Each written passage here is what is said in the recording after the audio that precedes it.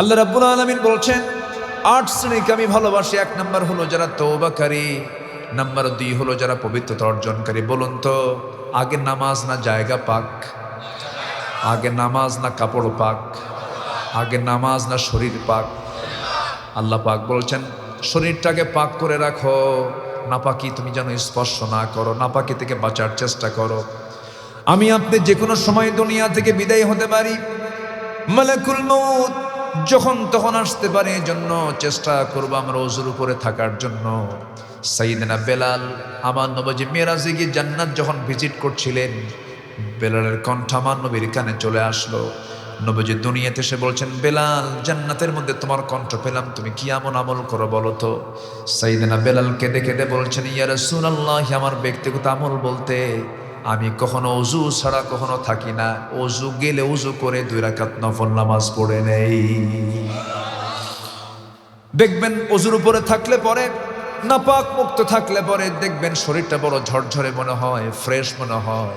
আমার পরিচ্ছন্ন হৃদয়, পরিচ্ছন্ন দেহ বানাবো। জোরে বলি ইনশাআল্লাহ, আরো জোরে বলি ইনশাআল্লাহ।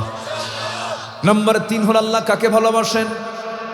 আল্লাহ রাব্বুল আলামিন বলেন, ইন্নাল্লাহা ইউহিব্বুল্লাযীনা ইউকাতিলুনা ফী সাবীলিহি সাফফান কাআন্নাহুম বুনয়ানুম মারসুস। আল্লাহ রাব্বুল আলামিন ওই সমস্ত বান্দাগুলোকে ভালোবাসেন যারা আল্লাহর পথে সংগ্রাম করে, শিশাঢালা প্রাচীরের মতো একতাবদ্ধ হয়ে যারা সংগ্রাম করে। আমার বন্ধুগণ, নামাজ তো মুনাফিকও পড়ে, রোজা তো মুনাফিকও রাখে, হজ তো মুনাফিক করে, দান সাদকা মুনাফিকরাও করে। মুনাফিকরা সব কিছু করতে পারলেও কিন্তু আন্দোলন করতে গিয়ে, সংগ্রাম করতে গিয়ে মুনাফিকরা কখনো সামনে যায় না, বরঞ্চ বিরোধিতা করে। ঠিক কিনা? এমন মহল আছে না নাই? জিহাদের গুরুত্বটা কি আল্লাহ রাব্বুল আলামিন কেন ভালোবাসেন? ছোট্ট একটা ইতিহাস মনে পড়ে গেল আমার, একটু মনোযোগ দিয়ে শুনবেন। কোরআনে কারীমের মধ্যে একটা সূরার নাম আছে, সূরা তাওবা। সূরা তাওবা। তাওবা সূরার নামকরণ কেন করা হলো? আমার নবীজি জীবনের যতগুলো যুদ্ধ অভিযান পরিচালনা করেছেন, এর মধ্যে সবচেয়ে বড় অভিযান হলো তাবুক অভিযান। 30,000 সৈন্য নিয়ে রাসূল রওনা করেছিলেন। 30,000 সৈন্য নিয়ে রোমানদের বিরুদ্ধে যুদ্ধ পরিচালনা করবেন, কিন্তু তাবুক থেকে আবার ফিরে আসলেন, যুদ্ধ হলো না। মদিনায় তিনি এসে আমার নবীজি মসজিদে নববীর মধ্যে ঢুকলেন। এমন সময় একজন সাহাবী, নাম তার কাব বিন মালিক রাদিয়াল্লাহু তাআলা আনহু, আমার নবীর সামনে এসে হাঁটু গেড়ে বসে গেছেন। বসে বলছেন, হুজুর, আমি আপনার কাছে মাফ চাইতে আসছি, কি হয়েছে, কি করেছে বলো? সঙ্গে সঙ্গে কাব বিন মালিক বলছেন, ইয়া রাসূলুল্লাহ, তাবুক অভিযানে আপনি সবাইকে নিয়ে চলে গেছেন, আমিও যেতে চাচ্ছিলাম, কিন্তু গড়িমসি করে আমি যাই নাই। গড়িমসি বুঝলেন তো নাকি? এলাকায় কি বলে? হ্যাঁ, আলসামি। ওই ঠিক আছে, আলসামি। আপনাদের নোয়াখালীর ভাষা তো মাশাআল্লাহ ভালো লাগে, আলহামদুলিল্লাহ, অনেক সুন্দর। আমার বন্ধুগণ, গড়িমসি করে যাই নাই হুজুর। এই কথা বলার সঙ্গে সঙ্গে রাসূল বলছেন, কাব বিন মালিক, তুমি তাবুকে যাও নাই কেন? আমি তাবুকে যুদ্ধে যাই না, অভিযানে যাই নাই। আর কে যাও নাই বলো? হুজুর, হেলাল বিন উমাইয়া যায় নাই। আর কে যাও নাই বলো? মুরারা বিন রাবিয়া যায় নাই। আর কে? হুজুর জানি না। মোট কয়জন হলো? 3 জন। রাসূল নোট নিয়ে নিলেন, নোট করলেন, 3 জন যাও নাই। ভালো কথা। কেন যাও নাই? কি জন্য জানো? হুজুর, গড়িমসি করেছি, আলসেমি করেছি, যেতে পারতাম তবুও যাই নাই। হুজুর মাফ চাইতে আসছে, আমারে মাফ করে দিয়েন। রাসূল বলছেন, কাব, তুমি এখন আমার সামনে থেকে যেতে পারো। তাকে পাঠায়া দিলেন। আমার নবীজি মদিনার মসজিদের সামনে নোটিশ দিয়ে দিলেন, কাব বিন মালিক, হেলাল বিন উমাইয়া, মুরারা বিন রাবিয়া, এই 3 জন ব্যক্তির সঙ্গে মদিনার সকল মুসলমানদের সকল প্রকার যোগাযোগ, কথাবার্তা, সালাম কালাম সব কিছু বন্ধ, বয়কট। সবকিছু কি বয়কট। এই কথা শোনার সঙ্গে সঙ্গে কাব বিন মালিক যেন আকাশ থেকে ভেঙে পড়লেন। নিজের বাড়ির দরজায় গিয়ে নক করছেন, আমার স্ত্রী দরজা খোলো। দরজার কাছে এসে বলছে, স্বামী আমার দরজা খুলবো ঠিক, আপনার ঘর আপনার বাড়ি, আপনি তো অবশ্যই ঘরের মধ্যে ঢুকবেন, কিন্তু আমি আপনার স্ত্রী, আমি আপনাকে আল্লাহর নামের কসম করে বলছি, যে লোককে আমার রাসূল পর্যন্ত বয়কট করেন, আমি তার বউ হলে হবে কি আমি তাকে বয়কট করে আমি ঘরের পিছন দিক থেকে বের হয়ে যাব। আল্লাহু আকবার। এই কথা শোনার সঙ্গে সঙ্গে কাব বিন মালিকের ভিতরে ঢুকলেন না, বাইরে বের হয়ে আসলেন। সামনে ছোট্ট দুইটা বাচ্চা, 11 বছর 13 বছরের ছোট্ট ছোট্ট বাচ্চাকে দেখলেন, দেখে বললেন, হে আমার কলিজার টুকরার সন্তান, এদিকে আসো। সন্তানগুলো বলছে, দেখা করবো না আব্বা। কথা বলবো না কেন? রাসূল বয়কট করেছেন, আমরাও তোমাকে বয়কট করলাম, যাও। হেলাল বিন উমাইয়া 70 বছরের বুড়া মানুষ, যখন তার কানে চলে গেছে রাসূল তার বিরুদ্ধে বয়কটের ডাক দিয়েছেন, উনি করলেন কি, ঘর থেকে একটা দড়ি নিলেন, দড়ি নিয়ে চলে আসেন মদিনা মসজিদের সামনে। এসে মসজিদের সামনে একটা খুঁটি দেখলেন, খুঁটিতে তিনি তার দড়ি বাঁধলেন। এক সাইডে দড়িটা খুঁটির সঙ্গে বেঁধে, দড়ির অনেক প্রান্ত দিয়ে নিজের হাত দুইটা নিজের স্বেচ্ছায় বেঁধে সবাইকে বলছে, হেলালের মতো পোড়া কপাল কি আছে যার বিরুদ্ধে আল্লাহর পয়গম্বর বয়কটের ডাক দিয়েছেন। নিজের হাত স্বেচ্ছায় বেঁধে রাখলেন। শেষ পর্যন্ত দেখা গেল তার হাতে দাগ পর্যন্ত পড়ে গেছে, ঘা পর্যন্ত হয়েছে। মুররা বিন রাবিআ গর্তের মধ্যে, পাহাড়ে গুহার মধ্যে সেজদায় পড়ে পড়ে কাঁদতে কাঁদতে বেকারার হয়ে যাচ্ছেন। এই 3 জন ব্যক্তি আল্লাহর দরবারে তওবা করতে লাগলেন। 40টা দিন পার হয়ে গেছে, চোখের পানি ফেলতে ফেলতে সব বেকারার হয়ে গেছেন। আমার নবীর কাছে ওহী নাযিল হয়ে গেল, হে রাসূল, যে 3 জন ব্যক্তিকে আপনি বয়কট করেছিলেন, ওয়ালা সালাসাতিল্লাযীনা খুল্লিফু, যাদের ব্যাপারে আপনি বয়কটের ডাক দিয়েছেন, তারা যে পরিমাণ তওবা করেছে, আল্লাহ রাব্বুল আলামিন তাদের 3 জনের তওবা কবুল করে নিয়েছেন। জোরে বলি সুবহানাল্লাহ। আমার নবী আয়াত শোনার সঙ্গে সঙ্গে বলেছেন, ও আমার সাহাবীরা, আমার কাব বিন মালিককে ডেকে আনো। কাব বিন মালিককে ডাকার জন্য ওমর ফারুক গেছেন তার বাড়িতে, দরজায় নক করছেন। বাড়িতে কাব আছে নাকি? না। কোথায় গিয়েছে আমরা জানি না। কেন? যেই ব্যক্তির খবর রাসূল রাখেন সেই ব্যক্তির খবর আমরাও রাখি না। আল্লাহু আকবার। আমার নবীজি কাব বিন মালিককে জড়িয়ে ধরে কেঁদে বলছেন, কাব, আমি তোমাকে মাফ করিনি, কিন্তু আল্লাহ তোমাকে মাফ করেছেন। এখানে প্রশ্ন হলো, আমার রাসূল তো ইচ্ছা করে বলতে পারতেন, যেহেতু 30,000 সৈন্য, এর মধ্যে 3 জন যাও না, এটা ব্যাপার না, যাও মাফ করে দিলাম, এটা বলতে পারতেন। অথবা তিনি বলতে পারতেন, কাব বিন মালিক, যেহেতু যুদ্ধই হয় নাই, গেছিলাম বিনা যুদ্ধে ফেরত আসলাম, এটি কোনো ব্যাপার না, যাও আমি তোমাকে মাফ করে দিই। রাসূলকে মাফ করেছেন? করেননি। তাহলে এখান থেকে বোঝা গেল যে জিহাদের গুরুত্ব অবশ্যই আছে না নাই, এবং এটার অবহেলা করলে তার পরিণতি কি হতে পারে, এটাও এই ইতিহাসের মধ্যে শিক্ষা আছে না নাই? আচ্ছা, কালামে হাকিম, এই কোরআনটা আল্লাহ পাক আমাকে আপনাকে দিয়েছেন। যদি এই কিতাব যদি না থাকতো, আমি আল্লাহকে চিনতাম না, রসুলকে চিনতাম না, জান্নাত বুঝতাম না, জাহান্নাম বুঝতাম না। এটা এমন একটা ম্যাপ, যে ম্যাপে ভালো করে যদি সার্চ দেওয়া যায়, জান্নাত এবং জাহান্নামের অ্যাড্রেস এই কিতাবের মধ্যে খুঁজে পাওয়া যায়। জোরে বলে সুবহানাল্লাহ। এমন একটা জানালা এটা, যেটা খুললে পরই জান্নাত জাহান্নামের দৃশ্যগুলো দেখা যায়। এবং আল্লাহকে যদি কেউ চিনতে চান, গোটা 3 ভাগের 1 ভাগ জুড়ে আল্লাহ পাক তার নিজের পরিচয় দিয়েছেন এই সূরার মধ্যে। 30 পারার 10 পারাই হলো কার পরিচয়? আল্লাহর পরিচয়। কারণ আমার আল্লাহকে আগে চিনতে হবে। আমার আল্লাহ কে?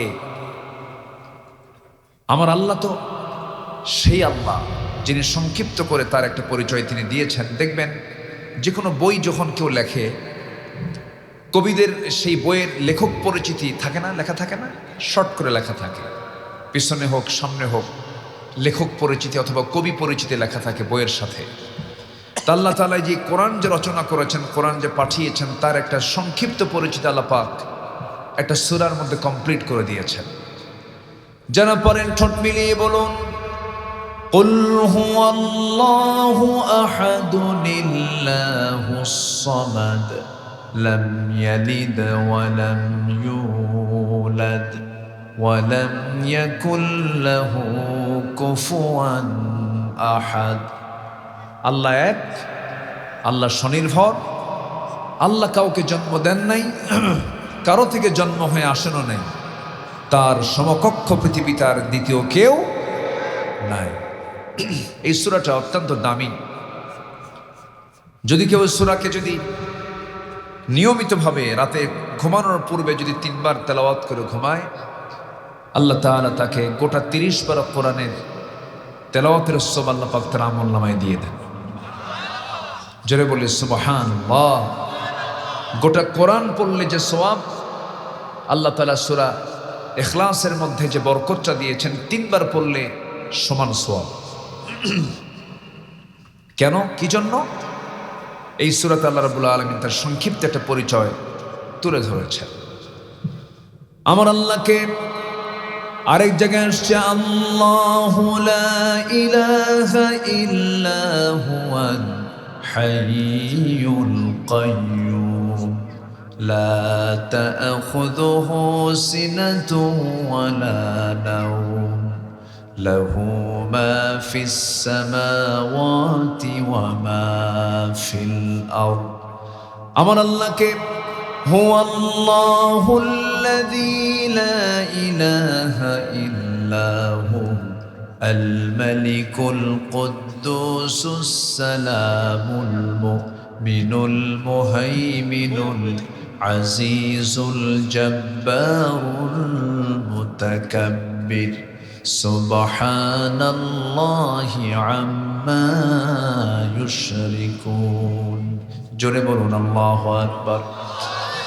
আমার আল্লাহকে হুয়াল আউয়ালু ওয়াল আখিরু ওয়াল যাহিরু ওয়াল বাতিন ওয়া হুয়া বিকুল্লি শাইইন আলিম।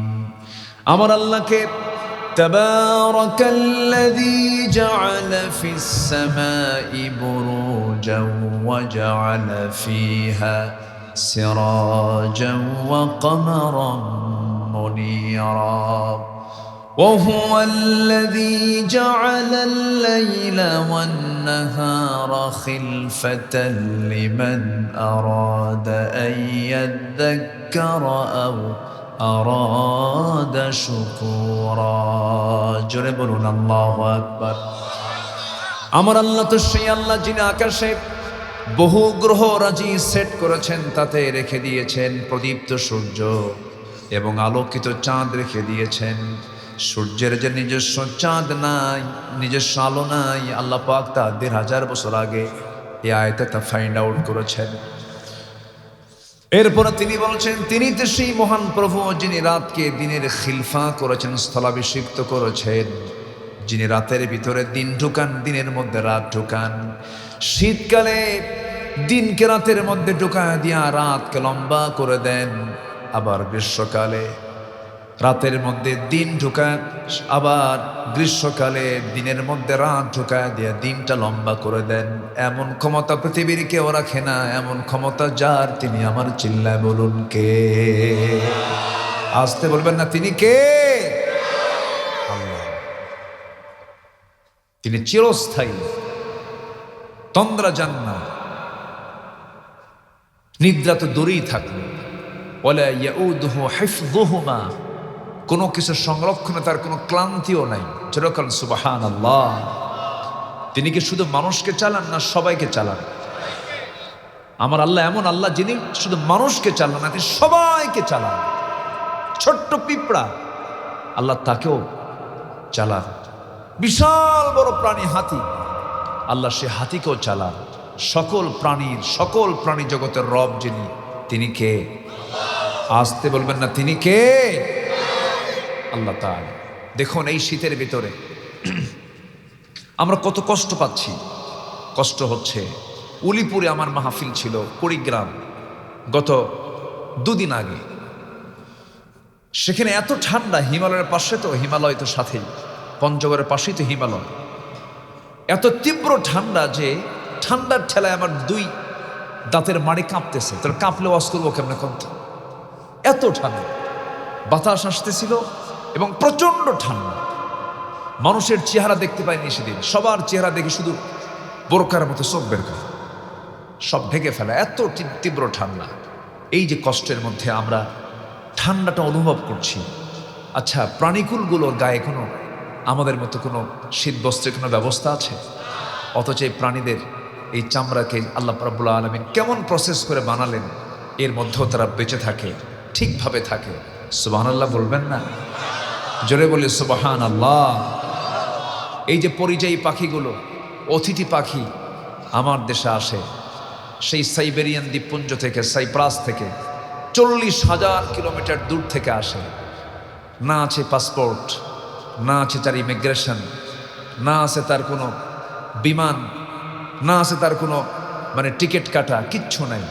কিন্তু ওই দেশ থেকে 40,000 কিলোমিটার দূরের বাংলাদেশে এসে হাকালুকি বিল, চলন বিল, এরপর নোয়াখালী, সন্দ্বীপ, হাতিয়ার, এই সমস্ত বিভিন্ন দ্বীপাঞ্চলে, কুতুবদিয়া, মহেশখালীর দ্বীপাঞ্চলে এই যে অতিথি পাখিগুলো আসলো 40,000 কিলোমিটার দূর থেকে আল্লাহ তাআলা কেন পাঠায় দিলেন? এর কারণটা কি?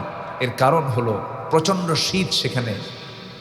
এত শীত নামে যে শুধু তাপমাত্রা তো নাই, -15, -20 যখন চলে আসে, রক্ত জমে প্রাণীগুলো মরে যাবে। আল্লাহ বলেন, পাখিগুলো তোমরা এই দেশে থাইকো না, আমি তোমাদেরকে জিপিআরএস ট্র্যাকিং দিয়ে দিলাম, তোমরা সোজা বাংলাদেশের চলন বিল, হাকালুকি বিল, সন্দ্বীপ, হাতিয়া, কুতুবদিয়া, মহেশখালীতে চলে যাও।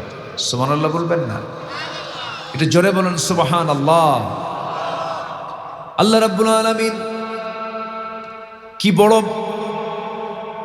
কি বড় তিনি মালিক, কি বড় তিনি খালেক। ওই ছোট্ট পরিযায়ী প্রাণীকে আল্লাহ রাব্বুল আলামিন পাঠায় দিলেন, যাও, চলে যাও। সে কেমন করে আপনার 40,000 কিলোমিটার দূর থেকে দেশ চিনল? এই দেশ চেনার উপায়টাকে সে কেমন করে সে দিক নির্ণয় করলো?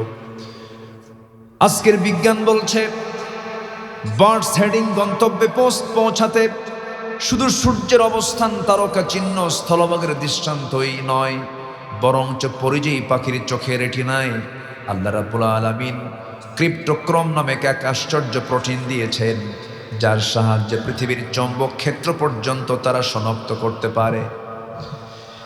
এই যেন আশ্চর্য অদৃশ্য জিপিএস বিজ্ঞানীরা যখন পরিযায়ী পাখিদের বন্দি করে যখন উল্টা করে রাখে, আবার তারা সোজা হয়ে যায়, ওই প্রোটিনগুলো মার্কিং করে করে যখন তারা রওনা দেয়, রাস্তাটা তারা চিহ্নিত করে নেয়। ঠিক যখন 6 মাস পর ওই দেশে যখন আবহাওয়া যখন স্বাভাবিক হয়ে যায়, এই দেশ থেকে এই পাখিগুলো আবার 40,000 কিলোমিটার এই দূরত্বে তারা সুন্দর করে তারা নিজের দেশে পৌঁছে যায়। সুবহানাল্লাহ বলা যাবে না? যেরকম সুবহানাল্লাহ। শুধু আমাদের জিপিএস নেই, ওদেরও জিপিএস আছে, ট্র্যাকিং আছে, কেমন করে চলতে হয় ছোট্ট একটা মাথার মধ্যে সব দিয়ে দিয়েছেন। জোরে বলি সুবহানাল্লাহ। এই প্রাণীগুলো কিন্তু চুপচাপ থাকে না, আল্লাহর নামের জিকিরের তাদের কোনো কমতি নাই।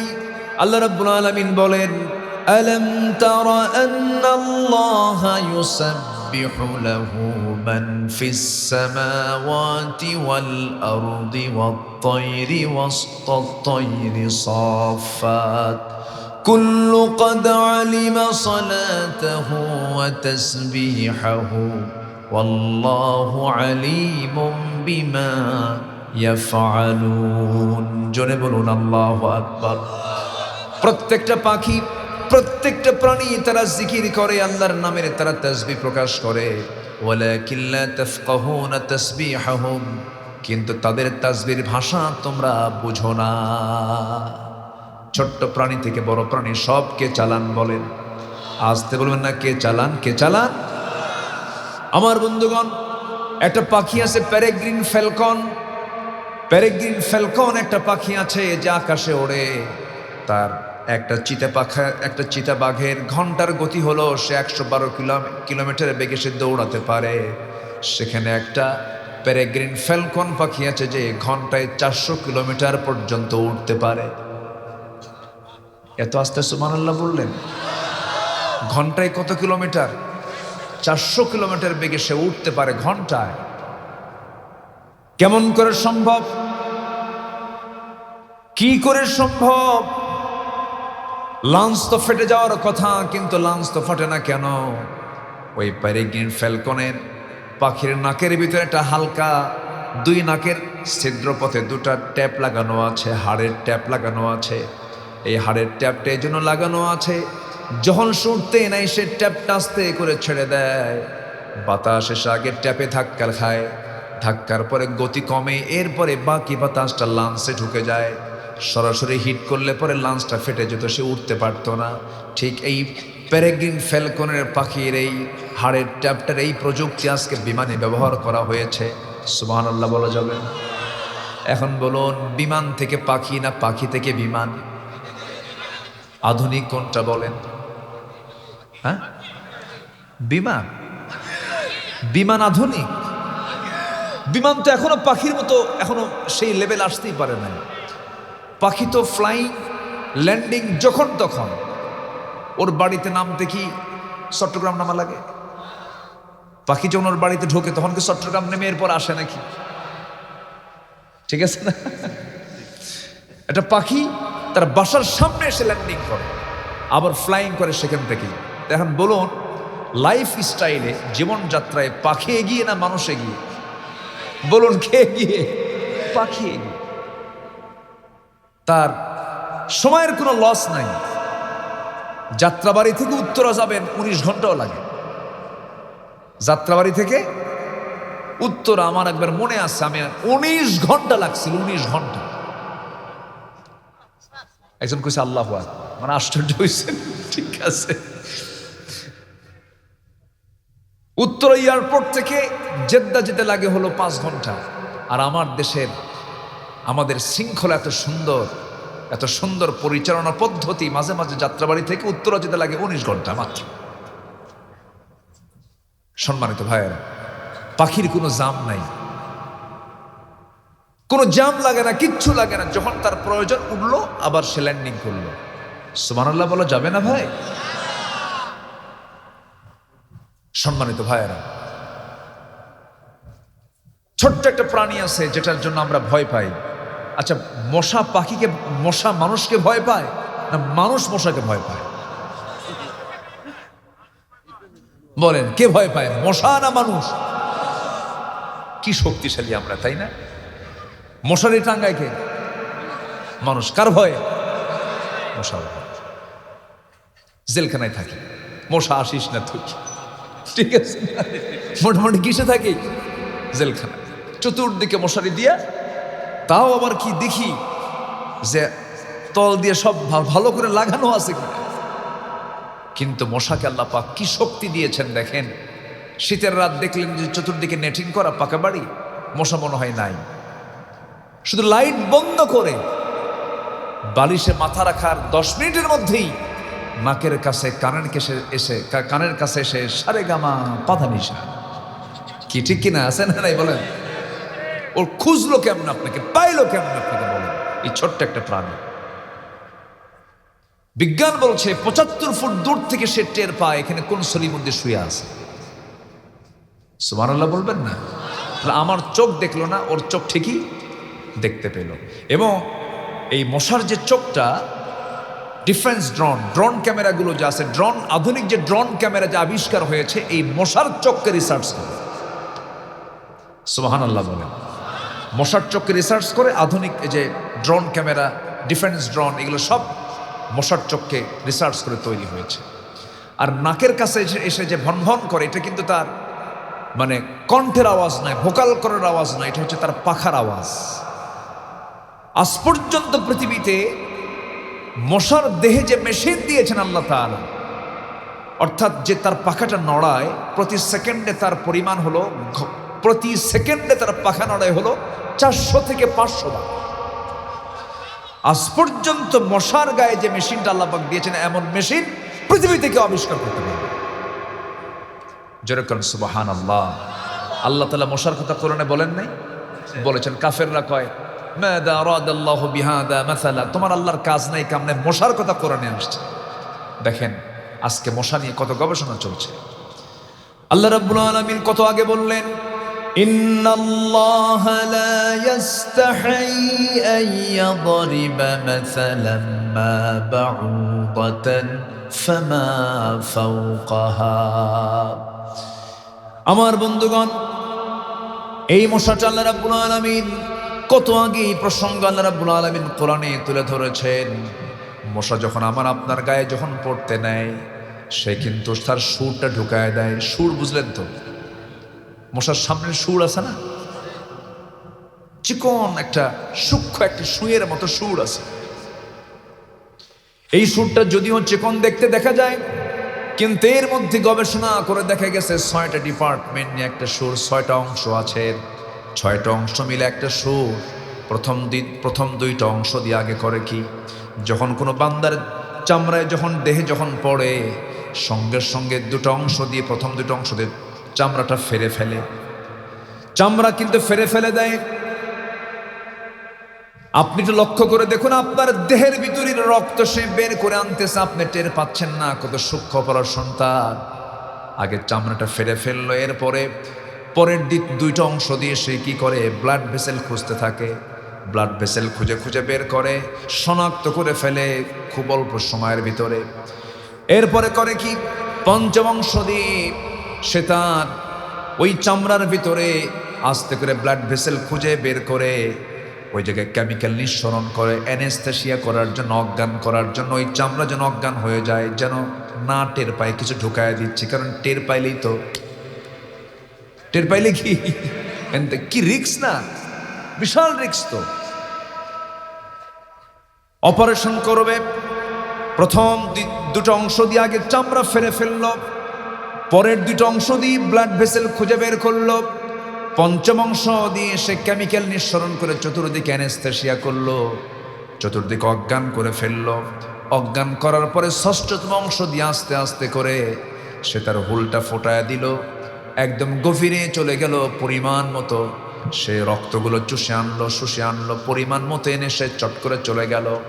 10 মিনিট আপনি টের পেলেন না, 15 মিনিট পর দেখা গেল চুলকায় কেন রে, অ্যানেস্থেসিয়ার মেয়াদ শেষ হয়ে গেছে, কেমিক্যালের মেয়াদ শেষ হয়ে গেছে।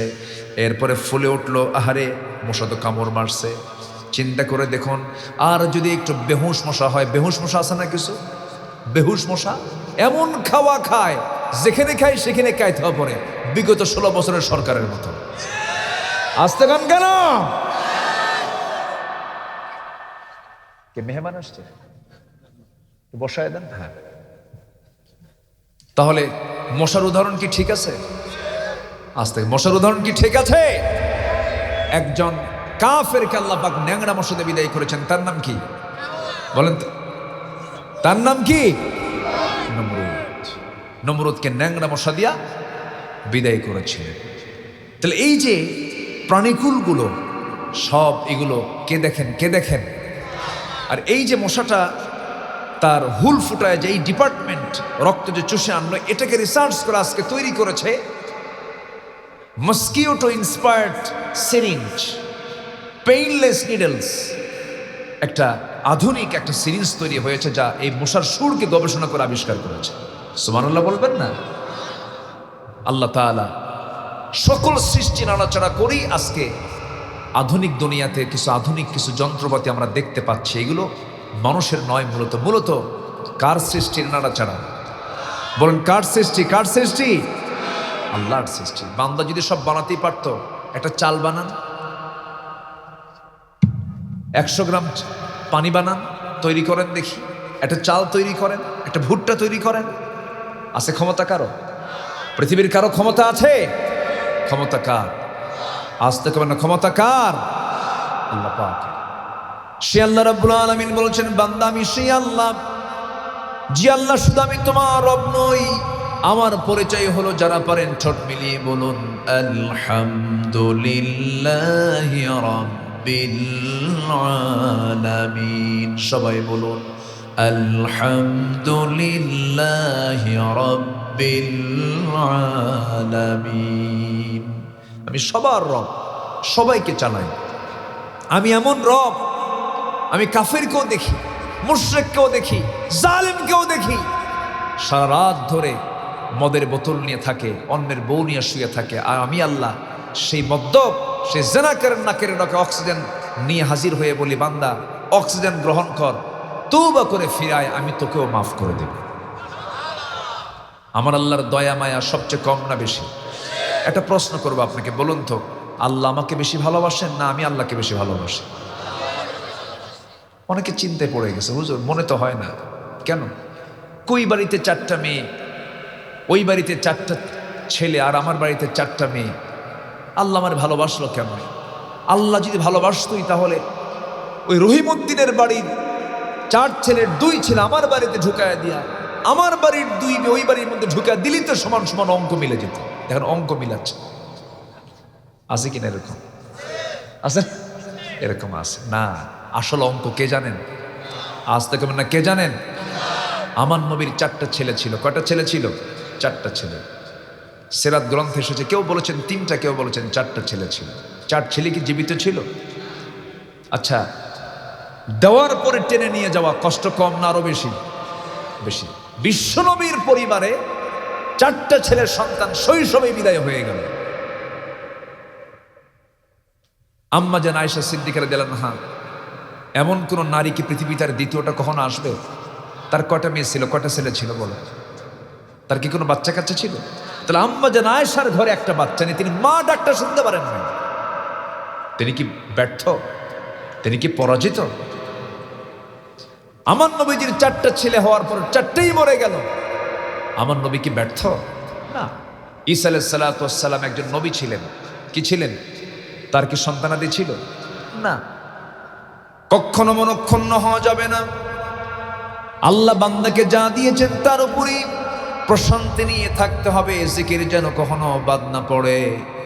একটা বিষয় মাথায় রাখবো, আমরা কেউ যতটুকু না ভালোবাসুক, আমার আল্লাহ আমাকে সবচাইতে বেশি ভালোবাসেন। আর আমার দায়িত্ব হলো সকল কিছুর চাইতে আমার আল্লাহকে আমার সবচেয়ে বেশি ভালোবাসতে হবে।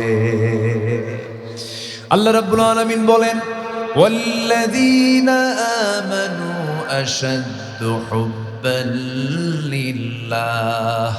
ঈমানদার যারা, তারা সবচাইতে বেশি মহব্বত করবে আল্লাহকে। আজকে আমার আলোচনার সাবজেক্ট হলো আল্লাহ কাদেরকে ভালোবাসেন, আল্লাহ কোন ধরনের বান্দাগুলোকে ভালোবাসেন। আমি এই পয়েন্ট আজকে আমি কিছু কথা বলতে চাচ্ছি। আল্লাহ সবাইকে তো ভালোবাসবেন না।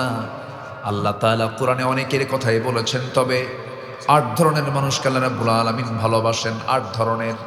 এর মধ্যে আমি একটা ধরনও কিন্তু বলি না, 8টা শ্রেণীর মধ্যে 8টা শ্রেণী একটা একটা করে আজকে বলবো। আমাকে সময় দেওয়া যাবে তো? যাবে তো? কিন্তু এই দিক থেকে এত পানি পড়ে কেন? এই তো কামসার পড়ছে, আমি তো ভিজে যাচ্ছি। আমি আর মুরব্বি ভিজে যাচ্ছি, প্রচুর পানি পড়তেছে। দেখি একটু, হ্যাঁ একটু বেশি করে দিই না, যা আছে কপালে, দেখি 2 ঘন্টা যেন চলে থাকুক। এইবার সম্মানিত ভাইয়ের, আজকে ঠান্ডার তীব্রতা কম। আল্লাহ তুমি আমাদেরকে অতি গজব থেকে, অতি ঠান্ডা থেকে, অতি গরম থেকে, অতি বৃষ্টি থেকে আমাদেরকে বাঁচাও। জোরে বলি আমিন। এই যে কয়েক শুক্রবার আগে ভূমিকম্প হয়েছিল, মনে আছে কিনা আপনাদের? হয়েছিল না? ওরে আল্লাহ, দৃশ্যটা আল্লাহ পাক আমাকে দেখার সুযোগ করে দিয়েছে। ভূমিকম্প মাত্র কয়েক সেকেন্ডের। ধানমন্ডি, বারিধারা, জিওএইচএস, গুলশান, বনানী, সব ভিআইপি জোন। শুধুমাত্র বেলা 10:30 থেকে 11টার মধ্যে কয়েক সেকেন্ড শুধু আল্লাহ তাআলা একটা নাড়া দিয়েছেন, ঝাঁকি মারছেন। এক ঝাঁকিতে কোনো বিল্ডিং এ মানুষ নাই। সব ফ্ল্যাট থেকে স্বামী বউ থুইয়া, বউ স্বামী থুইয়া, বাচ্চা মা থুইয়া, মা বাচ্চা থুইয়া, সব দৌড়। জুতো পায়ে না খালি পায়ে? গায়ে কাপড় চোপড় ছিল তো? ছিল, লুঙ্গি আর গেঞ্জি, লুঙ্গি আর গেঞ্জি। সব বের হয়ে রাস্তায় দাঁড়ায় আছে। এখন সব হয়ে গেছে ভিআইপি ফকির। ভিআইপি কি? ফকির। রাস্তায় নেমে আছে। আচ্ছা বলুন তো, এই যে সব দৌড় মারলো, কার ভয়? কি কয় এটা? আল্লাহর ভয়ে? কিসের ভয়ে? মরার মরার ভয়, মরবো না, কিন্তু আল্লাহ জান্নাত দিবেন মরার আগে না মরার পরে? তাহলে মরার যদি ভয় করেন তাহলে তো লক্ষণ যে আপনি জান্নাত নেবেন না। কি কথা বোঝেন? মরার যে ভয় করে তার তো লক্ষণ সে জান্নাত চায় না।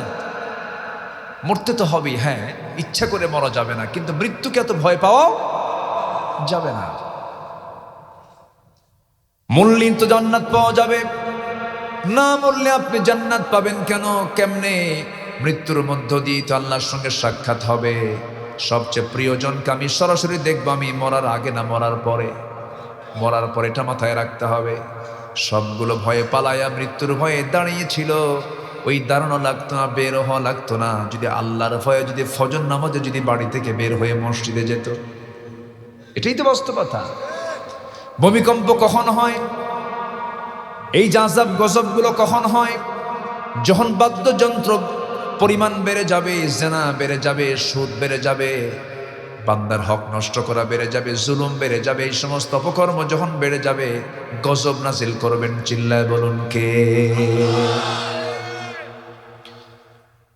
এই ভূমিকম্প যেন না হয়, এই জন্য আল্লাহ রাব্বুল আলামিন, আগে এত পাহাড় ছিল না, আল্লাহ যখন দুনিয়া মানুষের বসবাসের উপযোগী করে দিলেন, মাঝে মাঝে পাহাড়গুলো বানায় দিয়েছেন। কেন? পেরেকের মতো। ওয়াল জিবালা আওতাদা, পেরেকের মতো করে পাহাড় দিয়েছেন। বলুন তো আমার দেশে কোন বিভাগে সবচাইতে পাহাড় বেশি?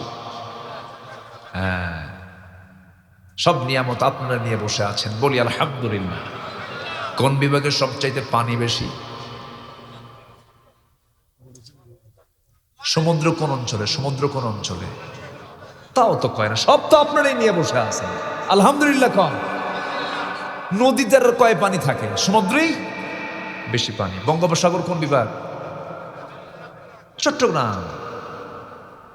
পাহাড় বেশি চট্টগ্রাম, সমুদ্রের পানি বেশি চট্টগ্রাম, এবং নিয়ামতে ধন্য বেশি চট্টগ্রাম, এবং ব্যবসা বেশি কোন গ্রাম বলেন? সব সব আপনারা নিয়ে আছেন, বলি আলহামদুলিল্লাহ। জোরে কোন না ভাই আলহামদুলিল্লাহ। সব তো আপনারা নিয়ে বসে আছে। এই যে পাহাড়গুলো দিয়েছেন, কেন দিলেন? পাহাড়গুলোকে পেরেকের মতো করে দিয়েছেন। পাহাড় আমরা বাহ্যিকভাবে দেখি এতটুকু উঁচা পাহাড়, কিন্তু না, ওই পাহাড় বাইরে শুধু দেখি 10%, আর বাকি 90% হলো আল্লাহ রাব্বুল আলামিন এর ফাউন্ডেশন গড়েছেন। জোরে বলি সুবহানাল্লাহ। এই পাহাড়গুলো পেরেকের মতো করে দিয়েছেন কে? আর পাহাড়গুলো কেটে সমান করে কে? আল্লাহ। আল্লাহ সমান করে না? পাহাড় ধসে মানুষ মারা যায়, তাহলে বলেন তো এই দোষগুলো কি আল্লাহর না বান্দার? বলেন।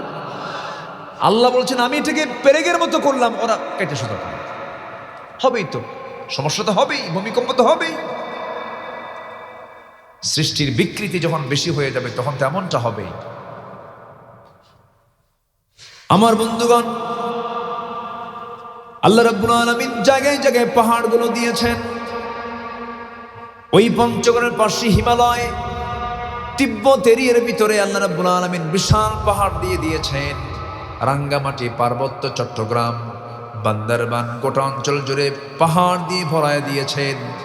সমুদ্র এক পাশে, কক্সবাজারের চতুর্পাশে আল্লাহ পাক মহেশখালী সহ, কক্সবাজার সদর শহর, রামু, উখিয়া সব সহ চতুর্দিকে আল্লাহ রাব্বুল আলামিন পাহাড় দিয়ে ভরায় দিয়েছেন। সিলেটের জনপদ একটা বিশাল সাইড পাহাড় দিয়ে ভরায় দিয়েছেন। কেন দিয়েছেন? কে জন্য দিয়েছেন? এর কারণ হলো, বান্দা পৃথিবী যেন আন্দোলিত না হয়, নড়াচড়া না করে, আমি তোকে ঠিক মতো রাখতে চাই, তুই গজবে না পড়ে যাস। কিন্তু আন্দোলিত হয় কখন? যখন বান্দার মধ্যে যখন আল্লাহর নাফরমানি বেড়ে যায়, অবাধ্যতা বেড়ে যায়, তখন গজব আকারে নাজিল করেন ভূমিকম্প। চিল্লায় বলুন কে? এগুলো থেকে বাঁচার জন্য আমরা জিকির করব কার? হুকুম মানব কার? আল্লাহ তাআলা সবাইকে ভালোবাসেন। আল্লাহ তাআলা 8 ধরনের মানুষকে ভালোবাসেন। নাম্বার 1 হলো, 1 নাম্বার যারা তওবাকারী, 1 নাম্বার যারা কি বলেন? তওবাকারী। আল্লাহ রাব্বুল আলামিন বলেন, ইন্নাল্লাহা ইন্নাল্লাহা ইউহিব্বুত তাওয়াবিনা ওয়া ইউহিব্বুল মুতাতাহহিরিন। জোরে বলুন আল্লাহু আকবার। আল্লাহ রাব্বুল আলামিন এক নম্বরে যারা তওবা করে তাদেরকে ভালোবাসেন। আমরা গুনাহ করেছি, গুনার পরে যদি অনুশোচনা করে যদি মাফ চাই, আমাকে মাফ করবেন কে? আমাকে মাফ করবেন কে? তওবা করলে পরে আল্লাহ পাক খুব বেশি খুশি হয়ে যান। যে নবীর জীবনে একটা গুনাহও ছিল না, মাসুম বাচ্চার মতো যিনি ছিলেন, তিনিও সারা দিনে রাসূল নিজে বলেছেন আমি 100 বারেরও বেশিবার তওবা করি, তোমরা তওবা করো। যে নবীর গুনাহ না থাকার পরও তিনি তওবা করেছেন, আমাকে আপনাকে অবশ্যই তওবা করতে হবে। তবে হ্যাঁ, আমার দেশে একজন ব্যক্তি আছে যে স্বঘোষিত, যার জীবনে কোনো গুনাহ নাই, সে বলছে আমার জীবনে কোনো গুনাহই নাই, আমি আমিন কব কেন? টাঙ্গাইলে এক নেতা আছে, কি নাম জানো, লতিফ সিদ্দিকী। সে বলল একদিন যে আমি আমিন কেন কব, আমার তো কোনো গুনাহই নেই। চিন্তা করা যায়? তাহলে আমার দেশে কিন্তু এরকম কিছু মানুষ পাওয়া যাবেন, যেহেতু ওর গুনাহ নাই, আমার কোনো গুনাহ নাই। সে বলেছিল অনেক আগে, একবার একটা মন্তব্য করেছিল, হজ হচ্ছে মুহাম্মাদের ব্যবসা। যেরকম নাউজুবিল্লাহ, এরকম স্বঘোষিত আল্লাহ বিরোধী বক্তব্য দানকারী কিছু কুলাঙ্গার আমার দেশে আছে না নাই? আমরা আগামীতে এমন পার্লামেন্ট দেখতে চাই যে পার্লামেন্টে আল্লাহ, রাসূল, কোরআন, ইসলাম নিয়ে বাজে কথা বললে তাদেরকে ফাঁসির মঞ্চে ঝুলিয়ে মারা হবে। এমন আইন দেখতে চান কারা কারা? হাত উঁচু করে দেখান মুসলমান।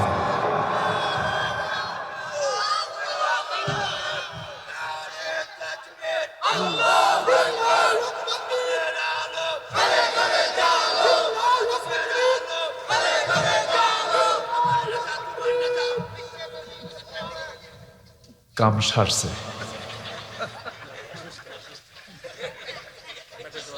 একটু বসেন। আমি কি আলোচনা চালাবো? তুমি থামো, তুমি চুপচাপ থাকো। আরেকজন দেবে স্লোগান, কেমন? ঠিক আছে। খুব হাসি খুশি মানুষ, আল্লাহ তুমি তাকে সুস্থ করে দাও। জোরে বলি আমিন। আমরা যাদেরকে নিয়ে একটু হাসি তামাশা করি, একটু পাগল অথবা একটু অটিস্টিক যারা থাকে, জানেন আমার আপনারা অনেক আগে তারা জান্নাত পেয়ে যাবে। বলি আলহামদুলিল্লাহ। যারা মনে করেন যে আল্লাহ আমার ঘরে তুমি এরকম একটা অসুস্থ বাচ্চা দিলা, অসন্তুষ্ট কখনো হবেন না। জানেন ওই সন্তানটা আপনার নাজাতের কারণ হয়ে যেতে পারে, কখনো মন খারাপ করা যাবে না। আল্লাহ তুমি ভাইটাকে সুস্থ করে দাও। জোরে বলি আল্লাহুম্মা আমিন। দোয়া করে দিলাম। ওকে, এখন চুপ। ওকে। একবার এক মাহফিলে, কোথায় যেন এক মাহফিল ছিল আমার, এরকম এক প্রতিবন্ধী, পাশে চেয়ার ফাঁকা, হাজার হাজার মানুষ সামনে বসা, ও এসে চেয়ারে বসে গেল। দেখছেন কিনা আপনারা জানি না, দেখছেন না আপনারা? দেখছেন অনেকে। চেয়ারে বসে গেল, রাতের বেলা দেখি সানগ্লাস লাগাইছে। এদের কি কখনো ধমক দেওয়া যাবে না? আমি তাকে বসায় রেখেই কথা বললাম। সব তো কমিটির লোকের আসছে, ওকে উঠায় দেবে, না না না, ও বসুক, ও বসছে, বসুক। এদেরকে কখনো ধমক দিবেন না, কখনো না, কখনো আন্ডার এস্টিমেট করবেন না। এরা হচ্ছে আমাদের জন্য পরীক্ষা। এরা আমাদের জন্য কি পরীক্ষা? এটা আল্লাহর মাখলুক তারা। আল্লাহ তুমি তাকে সুস্থ করে দাও। জোরে বলি আমিন। খুব খুশি হয়েছে, খুশি না? মাশাআল্লাহ, আলহামদুলিল্লাহ। যে নাম্বার 2 হচ্ছে যারা পবিত্রতা অর্জনকারী। দেখবেন অনেক অনেক মানুষ, বিশেষ করে দেখবেন আপনার হোটেলে আমরা যাওয়ার পথে যে নূরজাহান কুমিল্লা আছে না, টাইম স্কয়ার, তো আরো কি কি সব তো হোটেলগুলো আছে মিয়া বাজারের দিকে, বিভিন্ন জায়গায়। হোটেলে যখন যাওয়া হয় মানুষের কিছু বিচিত্র চিত্রগুলো দেখা যায়। দাঁড়া থেকে পেশাব করতেছে, একদম কুত্তা মার্কা, নাউজুবিল্লাহ বলবেন না, দাঁড়া থেকে, যেরকম কুত্তা একটা ঠ্যাং খাড়া কইরা করে, জাস্ট এ ডগ স্টাইল। কেন মুসলমান কেন এরকম হবে? তার এই নাপাকি থেকে সে পরহেজ থাকতে পারে না, পেশাব করে পানি নেয় না। এরকম লোক আছে না নাই বলেন তো? ভাই চলো নামাজ পড়ে, কি ভাই আমার প্যান্ট ঠিক নাই, এই কথা কিন্তু প্রায় শোনা যায়, আছে না নাই বলেন তো? ভাই চলো মসজিদে বলে যাবে আমার প্যান্ট ঠিক না পা, মনে হয় 2 বছরের শিশু আছে না। আল্লাহ তাআলা ওই ধরনের ব্যক্তিকে সবচেয়ে বেশি শাস্তি দিবেন যারা পেশাব থেকে নিজেকে পরহেজ না করতে পারবে, আল্লাহ সবচেয়ে বেশি শাস্তি তাদেরকে দিবেন। এটা এক প্রকার পবিত্রতা, নাপাকি থেকে নিজেকে পরহেজ রাখা এক পবিত্রতা। আরেকটা পবিত্রতা হলো আল্লাহ রাব্বুল আলামিন মুশরিকদের ব্যাপারে বলেছেন, ইন্নামাল মুশরিকুনা নাজাসুন, মুশরিকরা হলো নাপাক। মুশরিকরা কি? নাপাক। যারা মক্কায় গেছেন, মক্কায় যারা উমরা করেছেন, যারা হজ করেছেন, সেই মক্কায় হুদুদে মক্কা একটা এরিয়া আছে, ওই এরিয়ার মধ্যে কোনো কাফের মুশরিক ঢুকতে পারে না। এমনকি ডোনাল্ড ট্রাম্পের মতো এরকম দাপুটে নেতাও যদি সৌদি সফরে যায় সব জায়গায় ঢুকতে পারবে, কিন্তু হুদুদে মক্কার মধ্যে ঢুকতে পারবে না। রাসূল এটাকে মানা করে দিয়েছেন, কারণ মুশরিকরা হলো নাপাক। আল্লাহ রাব্বুল আলামিন বলছেন 8 শ্রেণীকে আমি ভালোবাসি। 1 নাম্বার হলো যারা তওবাকারী, নাম্বার 2 হলো যারা পবিত্রতা অর্জনকারী। বলুন তো, আগে নামাজ না জায়গা পাক? আগে নামাজ না কাপড় পাক? আগে নামাজ না শরীর পাক? আল্লাহ পাক বলছেন শরীরটাকে পাক করে রাখো, নাপাকি তুমি যেন স্পর্শ না করো, নাপাকি থেকে বাঁচার চেষ্টা করো। আমি আপনি যে কোনো সময় দুনিয়া থেকে বিদায় হতে পারি, মালাকুল মউত যখন তখন আসতে পারে, জন্য চেষ্টা করবো আমরা ওযুর উপরে থাকার জন্য। সাইয়েদনা বেলাল আমার নবীজি মেরাজে গিয়ে জান্নাত যখন ভিজিট করছিলেন, বেলালের কণ্ঠ আমার নবীর কানে চলে আসলো। নবীজি দুনিয়াতে এসে বলছেন, বেলাল জান্নাতের মধ্যে তোমার কণ্ঠ পেলাম, তুমি কি এমন আমল করো বলো তো। সাইয়েদনা বেলাল কেঁদে কেঁদে বলছেন, ইয়া রাসূলুল্লাহ, আমার ব্যক্তিগত আমল বলতে আমি কখনো ওযু ছাড়া কখনো থাকি না, ওযু গেলে ওযু করে 2 রাকাত নফল নামাজ পড়ে নেই।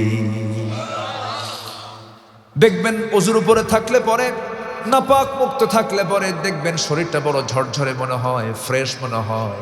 আমরা পরিচ্ছন্ন হৃদয় পরিচ্ছন্ন দেহ বানাবো, জোরে বলে ইনশাআল্লাহ, আরো জোরে বলে ইনশাআল্লাহ। নাম্বার 3 হলো আল্লাহ কাকে ভালোবাসেন। আল্লাহ রাব্বুল আলামিন বলেন, ইন্নাল্লাহা ইউহিব্বুল্লাযীনা ইউকাতিলুনা ফী সাবীলিহি সাফফান কাআন্নাহুম বুনয়ানুম মারসুস। আল্লাহ রাব্বুল আলামিন ওই সমস্ত বান্দাগুলোকে ভালোবাসেন যারা আল্লাহর পথে সংগ্রাম করে, শিশাঢালা প্রাচীরের মতো একতাবদ্ধ হয়ে যারা সংগ্রাম করে। আমার বন্ধুগণ, নামাজ তো মুনাফিকও পড়ে, রোজা তো মুনাফিকও রাখে, হজ তো মুনাফিক করে, দান সাদকা মুনাফিকরাও করে। মুনাফিকরা সব কিছু করতে পারলেও কিন্তু আন্দোলন করতে গিয়ে, সংগ্রাম করতে গিয়ে মুনাফিকরা কখনো সামনে যায় না, বরঞ্চ বিরোধিতা করে। ঠিক কিনা? এমন মহল আছে না নাই? জিহাদের গুরুত্বটা কি আল্লাহ রাব্বুল আলামিন কেন ভালোবাসেন? ছোট্ট একটা ইতিহাস মনে পড়ে গেল আমার, একটু মনোযোগ দিয়ে শুনবেন। কোরআনে কারীমের মধ্যে একটা সূরার নাম আছে সূরা তাওবা। সূরা তাওবা। তাওবা সূরার নামকরণ কেন করা হলো? আমার নবীজি জীবনের যতগুলো যুদ্ধ অভিযান পরিচালনা করেছেন, এর মধ্যে সবচেয়ে বড় অভিযান হলো তাবুক অভিযান। 30,000 সৈন্য নিয়ে রাসূল রওনা করেছিলেন। 30,000 সৈন্য নিয়ে রোমানদের বিরুদ্ধে যুদ্ধ পরিচালনা করবেন, কিন্তু তাবুক থেকে আবার ফিরে আসলেন, যুদ্ধ হলো না। মদিনায় তিনি এসে আমার নবীজি মসজিদে নববীর মধ্যে ঢুকলেন। এমন সময় একজন সাহাবী, নাম তার কাব বিন মালিক রাদিয়াল্লাহু তাআলা আনহু, আমার নবীর সামনে এসে হাঁটু গেড়ে বসে গেছেন। বসে বলছেন, হুজুর আমি আপনার কাছে মাফ চাইতে আসছি, কি হয়েছে, কি করেছো বলো। সঙ্গে সঙ্গে কাব বিন মালিক বলছেন, ইয়া রাসূলুল্লাহ, তাবুক অভিযানে আপনি সবাইকে নিয়ে চলে গেছেন, আমিও যেতে চাচ্ছিলাম, কিন্তু গড়িমসি করে আমি যাই নাই। গড়িমসি বুঝলেন তো নাকি? এলাকায় কি বলে? হ্যাঁ, আলসামি। ওই ঠিক আছে, আলসামি। আপনাদের নোয়াখালীর ভাষা তো মাশাআল্লাহ ভালো লাগে, আলহামদুলিল্লাহ, অনেক সুন্দর। আমার বন্ধুগণ, গড়িমসি করে যাই নাই হুজুর। এই কথা বলার সঙ্গে সঙ্গে রাসূল বলছেন, কাব বিন মালিক, তুমি তাবুকে যাও নাই কেন? আমি তাবুকে যুদ্ধে যাই না, অভিযানে যাই নাই। আর কে যাও নাই বলো? হুজুর হেলাল বিন উমাইয়া যায় নাই। আর কে যাও নাই বলো? মুরারা বিন রাবিয়া যায় নাই। আর কে? হুজুর জানি না। মোট কয়জন হলো? তিনজন। রাসূল নোট নিয়ে নিলেন, নোট করলেন। তিনজন যাও নাই, ভালো কথা। কেন যাও নাই? কি জন্য জানো? হুজুর গড়িমসি করেছি, আলসেমি করেছে, যেতে পারতাম তবুও যাই নাই। হুজুর মাফ চাইতে আসছে, আমারে মাফ করে দিয়েন। রাসূল বলছেন, কাব তুমি এখন আমার সামনে থেকে যেতে পারো। তাকে পাঠায়া দিলেন। আমার নবীজি মদিনার মসজিদের সামনে নোটিশ দিয়ে দিলেন, কাব বিন মালিক, হেলাল বিন উমাইয়া, মুরারা বিন রাবিয়া, এই তিনজন ব্যক্তির সঙ্গে মদিনার সকল মুসলমানদের সকল প্রকার যোগাযোগ, কথাবার্তা, সালাম কালাম সব কিছু বন্ধ, বয়কট। সবকিছু কি বয়কট। এই কথা শোনার সঙ্গে সঙ্গে কাব বিন মালিক যেন আকাশ থেকে ভেঙে পড়লেন। নিজের বাড়ির দরজায় গিয়ে নক করছেন, আমার স্ত্রী দরজা খোলো। দরজার কাছে এসে বলছে, স্বামী আমার দরজা খুলবো ঠিক, আপনার ঘর আপনার বাড়ি, আপনি তো অবশ্যই ঘরের মধ্যে ঢুকবেন, কিন্তু আমি আপনার স্ত্রী, আমি আপনাকে আল্লাহর নামের কসম করে বলছি, যে লোককে আমার রাসূল পর্যন্ত বয়কট করেন, আমি তার বউ হলে হবে কি আমি তাকে বয়কট করে আমি ঘরের পিছন দিক থেকে বের হয়ে যাব। আল্লাহু আকবার। এই কথা শোনার সঙ্গে সঙ্গে কাব বিন মালিকের ভিতরে ঢুকলেন না, বাইরে বের হয়ে আসলেন। সামনে ছোট্ট দুইটা বাচ্চা, 11 বছর 13 বছরের ছোট্ট ছোট্ট বাচ্চাকে দেখলেন। দেখে বললেন, হে আমার কলিজার টুকরার সন্তান, এদিকে আসো। সন্তানগুলো বলছে, দেখা করবো না আব্বা। কথা বলবো না কেন? রাসূল বয়কট করেছেন, আমরাও তোমাকে বয়কট করলাম, যাও। হেলাল বিন উমাইয়া 70 বছরের বুড়া মানুষ, যখন তার কানে চলে গেছে রাসূল তার বিরুদ্ধে বয়কটের ডাক দিয়েছেন, উনি করলেন কি, ঘর থেকে একটা দড়ি নিলেন, দড়ি নিয়ে চলে আসেন মদিনা মসজিদের সামনে। এসে মসজিদের সামনে একটা খুঁটি দেখলেন, খুঁটিতে তিনি তার দড়ি বাঁধলেন। এক সাইডে দড়িটা খুঁটির সঙ্গে বেঁধে, দড়ির অনেক প্রান্ত দিয়ে নিজের হাত দুইটা নিজের স্বেচ্ছায় বেঁধে সবাইকে বলছে, হেলালের মতো পোড়া কপাল কি আছে যার বিরুদ্ধে আল্লাহর পয়গম্বর বয়কটের ডাক দিয়েছেন। নিজের হাত স্বেচ্ছায় বেঁধে রাখলেন। শেষ পর্যন্ত দেখা গেল তার হাতে দাগ পর্যন্ত পড়ে গেছে, ঘা পর্যন্ত হয়েছে। মুরারা বিন রাবিয়া গর্তের মধ্যে, পাহাড়ে গুহার মধ্যে সেজদায় পড়ে পড়ে কাঁদতে কাঁদতে বেকারার হয়ে যাচ্ছেন। এই তিনজন ব্যক্তি আল্লাহর দরবারে তওবা করতে লাগলেন। 40টা দিন পার হয়ে গেছে, চোখের পানি ফেলতে ফেলতে সব বেকারার হয়ে গেছেন। আমার নবীর কাছে ওহী নাযিল হয়ে গেল, হে রাসূল, যে তিনজন ব্যক্তিকে আপনি বয়কট করেছিলেন, ওয়ালা সালাসাতিল্লাযীনা খুল্লিফু, যাদের ব্যাপারে আপনি বয়কটের ডাক দিয়েছেন, তারা যে পরিমাণ তওবা করেছে, আল্লাহ রাব্বুল আলামিন তাদের তিনজনের তওবা কবুল করে নিয়েছে। জোরে বলি সুবহানাল্লাহ। আমার নবী আয়াত শোনার সঙ্গে সঙ্গে বলেছেন, ও আমার সাহাবীরা, আমার কাব বিন মালিককে ডেকে আনো। কাব বিন মালিককে ডাকার জন্য ওমর ফারুক গেছেন তার বাড়িতে, দরজায় নক করছেন। বাড়িতে কাব আছে নাকি? না। কোথায় গিয়েছে আমরা জানি না। কেন? যেই ব্যক্তির খবর রাসূল রাখেন সেই ব্যক্তির খবর আমরাও রাখি না। আল্লাহু আকবার। আমার নবীজি কাব বিন মালিককে জড়িয়ে ধরে কেঁদে বলছেন, কাব, আমি তোমাকে মাফ করিনি, কিন্তু আল্লাহ তোমাকে মাফ করেছেন। এখানে প্রশ্ন হলো, আমার রাসূল তো ইচ্ছা করে বলতে পারতেন, যেহেতু 30,000 সৈন্য, এর মধ্যে 3 জন যাও না, এটা ব্যাপার না, যাও মাফ করে দিলাম, এটা বলতে পারতেন। অথবা তিনি বলতে পারতেন, কাব বিন মালিক, যেহেতু যুদ্ধই হয় নাই, গেছিলাম বিনা যুদ্ধে ফেরত আসলাম, এটি কোনো ব্যাপার না, যাও আমি তোমাকে মাফ করে দিই। রাসূলকে মাফ করেছেন? করেননি। তাহলে এখান থেকে বোঝা গেল যে জিহাদের গুরুত্ব অবশ্যই আছে না নাই, এবং এটার অবহেলা করলে তার পরিণতি কি হতে পারে, এটাও এই ইতিহাসের মধ্যে শিক্ষা আছে না নাই? আছে। আল্লাহ তাআলা বলছেন, আল্লাহর পথে যারা সংগ্রাম করবে আমি তাদেরকে খুব ভালোবাসি। জোরে বলেন সুবহানাল্লাহ। নাম্বার 4 হলো, আল্লাহ রাব্বুল আলামিন বলেন, আমাকে যারা বিশ্বাস করবে, আমার প্রতি যারা ভরসা রাখবে, তাওয়াক্কুলকারী যারা, আমি তাদেরকে ভালোবাসি। আল্লাহ রাব্বুল আলামিন বলেন, ফাইদা আযামতা ফাতাওয়াক্কাল আলাল্লাহ ইন্নাল্লাহা ইউহিব্বুল মুতাওয়াক্কিলিন। জোরে বলুন আল্লাহু আকবার। আমার প্রতি ভরসা রাখবে, আমার জিকির সর্বক্ষণ করবে। তোমার জিহ্বা আমি আল্লাহ সিক্ত রেখে দিয়েছি আমার জিকির করার জন্য। তোমার চোখ আমি দিয়েছি আমার সৃষ্টি দেখার জন্য। তোমার কান আমি দিয়েছি ভালো কিছু শোনার জন্য। আমার নামের জিকির একটা সেকেন্ডের জন্য কখনো বাদ দিবা না বান্দা, কারণ আমি তোমাকে এক সেকেন্ডের জন্য ভুলে যাই না। তোমার দায়িত্ব হলো এক সেকেন্ডের জন্য আমার জিকিরকে না ভুলে যাওয়া। কারণ আল্লাহ রাব্বুল আলামিন শক্ত একটা আয়াতে বলছেন, ومن أعرض عن ذكري فإن له معيشة ضنكا ونحشره يوم القيامة أعمى قال رب لم حشرتني أعمى وقد كنت بصيرا জোরে বলুন আল্লাহু আকবার। একটু কান লাগান, খুব গুরুত্বপূর্ণ একটা কথা বলতে চাচ্ছি, একটু মনোযোগ দিয়ে শুনবেন। জিকিরটা কি? যে বান্দা আমার জিকির থেকে, আমার কোরআন থেকে, আমার নামাজ থেকে, আমার স্মরণ থেকে যে বান্দা নিজেকে গুটিয়ে রাখবে, আমি তাকে হাসরের দিন অন্ধ করে তুলব। দুনিয়ার জীবনটা আমি তার জন্য সংকীর্ণ করে দেব।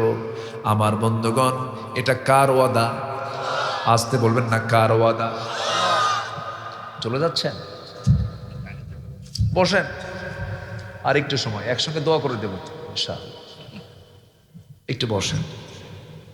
সবাই যদি চলে যান তাহলে তো আমারও তো যাওয়ার ইচ্ছা আছে, আমিও তো যাব। আমি কি শেষ করে দেব?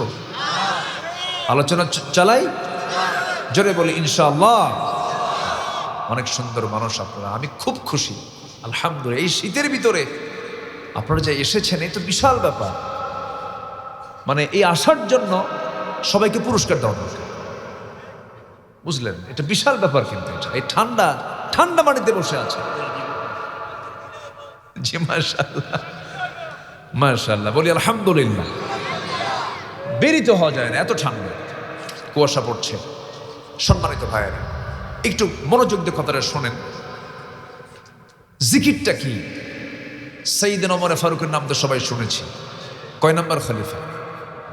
এই মাইকের আওয়াজ তো কেমন যেন হয়ে গেল, আগের মতো নাই আর। সম্মানিত ভাইয়েরা,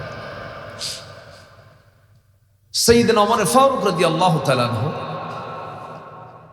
দ্বিতীয় খলিফা ছিলেন। কয় নম্বর খলিফা ছিলেন? দ্বিতীয় খলিফা। বহুদিন আগে আমার প্রায় কথাটা মনে হয়, এক মাহফিলে বললাম, ওমরে ফারুককে চিনেন কে? সামনে থেকে ছোট্ট একটা ছেলে দাঁড়ায় বলে, হুজুর আমি চিনি। কে? আমাদের বাড়ির দোতলায় ভাড়া থাকে। তো বললাম, আব্বু তুমি 100-তে 100 পাইছো কেন? তুমি যতদূর জানছো ততদূর উত্তর দিয়েছো, মাশাআল্লাহ। ওকে খুব খুশি করলো। এই অমর কিন্তু ভাড়া থাকা অমর না। এই অমর হচ্ছে সে অমর যে অমরের হুঙ্কারে কাফিরদের শিবির থরথর করে কাঁপত। অমর, আল্লাহু আকবার। সবাই হিজরত করেছেন রাতের আধারে, ওমর ফারুক হিজরত করেছেন দিনের আলোতে। কাউকে তিনি পরোয়া করতেন না। তো ওনার ইন্তেকালের সময় হলো। জিকিরটা কি একটু বোঝার জন্য তার ছোট্ট একটা প্রেক্ষাপট আমি টানতে চাচ্ছি। ইন্তেকালের সময় হয়ে গেছে, উনি সারা জীবন দোয়া করেছেন, আল্লাহ তুমি আমাকে শহীদি মওত দান করবে। আল্লাহুম্মা রযুকনি শাহাদাতান ফি সাবিলিক ওয়াজআল মাউতি ফি বালাদি রাসূলিক। এই দোয়াটা তিনি প্রায় করতেন। আল্লাহ রাব্বুল আলামিন তার দোয়া কবুল করলেন। ফজর নামাজে দাঁড়িয়েছেন নামাজ পড়ার জন্য। প্রথম রাকাত ঠিক মতোই পড়েছেন। দ্বিতীয় রাকাতে নামাজ পড়তে নিয়ে হঠাৎ করে দেখা গেল দ্বিতীয় রাকাতে রুকুতে চলে গেছেন। একজন জালিম এসে তার ডান পাশে এসে বিষাক্ত ছুরি হাতের মধ্যে নিয়ে তার পেটে ঢুকায়া দিয়েছে। তখনও তিনি অতটুকু আক্রান্ত হন নাই। ওই মুহূর্তে তিনি দাঁড়িয়ে গেছেন, কিন্তু ওই আততাই ওই জালিম করলো কি, আবু লুলা মাজুসি তার নাম। দাঁড়ানোর সঙ্গে সঙ্গে সাইয়েদনা ওমর ফারুকের পেটের তলপেটের দিকে উপর্যুপরি চাকু দিয়ে 2টা স্টেপ মেরেছে, 2টা আঘাত মেরেছে। একবার ঢুকায় আবার ঢুকিয়েছে। এবারের আঘাতে তিনি আর নিজেকে নিয়ন্ত্রণ করতে পারলেন না। ভুঁড়ি কিছু অংশ বাইরে বের হয়ে গেছে। নামাজটা শেষ করতে পারলেন না, সেন্সলেস হয়ে জমিনে পড়ে গেলেন। কয়েক ঘন্টা চলে গেল। কয়েক ঘন্টা যাবার পর সেন্সটা ফিরে এসেছে। ছেলে আব্দুল্লাহকে ডাক দিয়ে বলছে, আব্দুল্লাহ আমার জন্য কিছু পানি আনো। আব্দুল্লাহ ভেবেছেন পানি চাচ্ছেন, আব্বা তাড়াহুড়ো করে এক গ্লাস পানি এনে বলছে, আব্বা এই যে পানি, পান করুন। ওমরে ফারুক বলছেন, তুমি আমার জন্য কিসের পানি আনছো? পান করার জন্য? না না, পান করব না, আমার তো ফজর এখন আদায় হয় নাই, হুজুর পানি নিয়ে আসো। যেরকম সুবহানাল্লাহ। এটার নাম কি? জিকির। বলেন এটার নাম কি? বলেন জিকির। ওজুর পানি নিয়ে আসো। ওজুর পানি যখন নিয়ে আসা হলো, কষ্ট করে তিনি ওজু বানালেন, গামছা দিয়া পেটটা বাঁধলেন, ভরিটা বেঁধে ফেললেন, দাঁড়িয়ে পড়ার চেষ্টা করলেন, পারলেন না, ইশারা করে বসে বসে নামাজটা পড়লেন। আব্দুল্লাহর চোখের পানি দেখে বলছে, কলিজার টুকরা সন্তান, কাঁদো কেন? তুমি আমার জন্য কেন কান্নাকাটি করছো? আব্বা আপনি আহত, রক্তাক্ত, আমি কাঁদবো না কেন? আব্বা আপনার জন্য ডাক্তার এনেছি। ডাক্তার সামনে বসলো, ডাক্তার বলল, আমিরুল মুমিনিন, এই গ্লাসের দুধটা আপনি পান করুন। তিনি বিসমিল্লাহ বলে দুধ পান করলেন, কিন্তু দুধটা পেটে থাকলো না, নারী ফুটো হয়ে গেছে, তার পেট দিয়ে দুধগুলো সব বের হয়ে গেল। ডাক্তার বলে ফেললেন, ইন্না লিল্লাহ, আমার সব চেষ্টা শেষ, আমি আর পারলাম না, আমি তো রুগীতে বাঁচাতে পারবো না, রুগীকে বাঁচানো সম্ভব হলো না। ওমরে ফারুক এই কথাটা শুনে মুসকি মুসকি হাসি মেরে বলছেন, ডাক্তার তুমি আমাকে বাঁচাবা কেমনে? কারণ আমার আল্লাহ আমার নাকের মধ্যে জান্নাতের ঘ্রাণ ঢুকায় দিয়েছে, আমি দুনিয়া থেকে বিদায় নিয়ে নেব, আমি যে কোনো মুহূর্তে দুনিয়া থেকে বিদায় হয়ে যাব, ডাক্তার চলে যাও। ডাক্তার যখন চলে যাচ্ছিল, সেই সময় দেখতে পেলেন ডাক্তারের পাজামার কাপড় গিরার নিচে। কিসের নিচে? বলেন গিরার নিচে। তিনি একটা হাদিস বর্ণনা করে বলছেন, ডাক্তার চিকিৎসা করতে আসছো, একটা তোমাকে সতর্ক করে দেয়, আল্লাহ রাসূল বলেছেন, যে ব্যক্তির পাজামার কাপড় গিরার নিচে থাকবে, সে ওইটুকু অংশ তার জাহান্নামে জ্বলবে, আল্লাহ পাক তার দিকে তাকাবেন না। তাড়াতাড়ি পাজামার কাপড় তোলো। চিন্তা করে দেখুন, ভুঁড়ি বের হয়ে গেছে পেট থেকে, সেই সময় তার দাওয়াতি কাজ বন্ধ হয় নাই, নামাজের কথা বলেন নাই। এটা হলো কার জিকির? বলেন আসতে, বলবেন না কার জিকির? আল্লাহর জিকির। ওমরে ফারুক রাদিয়াল্লাহু আনহু এবার দুনিয়া থেকে বিদায় নেওয়ার সময় হয়ে গেছে। আব্দুল্লাহকে ডাক দিয়ে বলছেন, আব্দুল্লাহ রে, আমার তো মৃত্যুর সময় হয়ে গেল, কিন্তু আমার তো বড় শখ, আমি নবীর পাশে ঘুমাবো, নবীর পাশে আমি আমার দাফনের কাজ, সমস্ত কার্যটা আমার নবীর পাশেই হবে। কিন্তু নবীর পাশের যে জায়গাটুকু আছে, এখন এটা হচ্ছে আম্মা জান আয়েশা সিদ্দিকার জায়গা, সে যদি জায়গা না দেয়, আমি সেই জায়গায় যাব কেমনে? আব্দুল্লাহ, আমার পক্ষ হয়ে তুমি যাও, আমার ব্যাপারে তুমি প্রস্তাব দিয়ে তো দেখি আম্মা জান আয়েশা কি করে। আমার নবীর কবরের পাশে সাইয়েদনা আবু বকর শুয়ে আছেন। ওমরে ফারুক তার ছেলেকে পাঠালেন, গিয়ে সালাম জানিয়ে বলছে, আব্বাজান আমাকে পাঠিয়েছেন এমন প্রস্তাব নিয়ে। আম্মা জান আয়েশা সিদ্দিকা চোখের পানি ফেলতে ফেলতে বলছে, আরে জগৎ বিখ্যাত একজন শাসক, তিনি আমার কাছ থেকে একটা ছোট্ট জায়গা আবদার করেছেন, আমি কেমন করে মানা করি? আমি আয়েশা আমার ঘরের জায়গাটুকুন, অবশিষ্ট জায়গাটুকুন আমি অর্ধজাহানের শাসনকর্তা ওমরে দান করে দিলাম। আমার নবীর সঙ্গে কয়জন শুয়ে আছেন? মোট কয়জন বলেন? যারা নবীর কবর জিয়ারা করেছেন, 3টা কবর পাশাপাশি আছে, ওই ঘরটা ছিল আম্মা জান আয়েশা সিদ্দিকার ঘর। 3জন সেখানে শুয়ে আছেন। আমার বন্ধুগণ, আল্লাহ পাক আমাকে কয়েক মাস আগে নিয়েছিলেন, বহুবার গিয়েছি, মাস 3 আগে একবার গিয়েছিলাম। অনলাইনে রাউদাতুম মিন রিয়াদিল জান্নাহ ঢুকতে হয়। ছোট্ট ছেলে আমার পাশে ছিল, সাথে ছিল। বললাম, বাপ চলো যাই।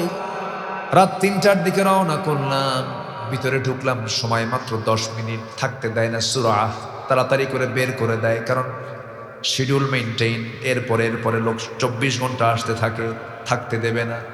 ভিতরে ঢুকেই 3টা বাজে আজান হবে, যদি নামাজ সহ থাকতে পারি প্রায় 1 ঘন্টা থাকা যাবে। একটু আমি চিন্তা করলাম, দেখি তো কি করা যায়। দাঁড়ায় আসি, লম্বায় তো একটু কম না, লম্বায় তো ভালোই উঁচা আছি, প্রায় 6 ফিট লম্বা। আমাকে দেখে দূর থেকে আমার দেশের প্রবাসী কিছু ভাইয়েরা চিনতে পেরেছে, ওখানে চাকরি করে, পরিচ্ছন্ন কর্মী, তারা নাজ্জাফায় চাকরি করে।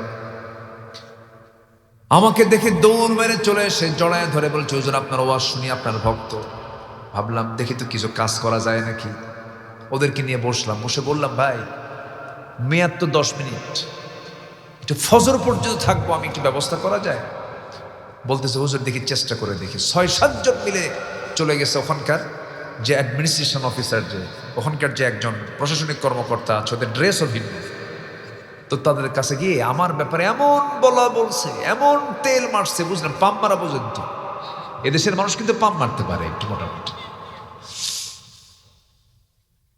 এমন বলা বলছে, মানে আমি তো কিছুই না, কিন্তু বলছে অনেক বেশি।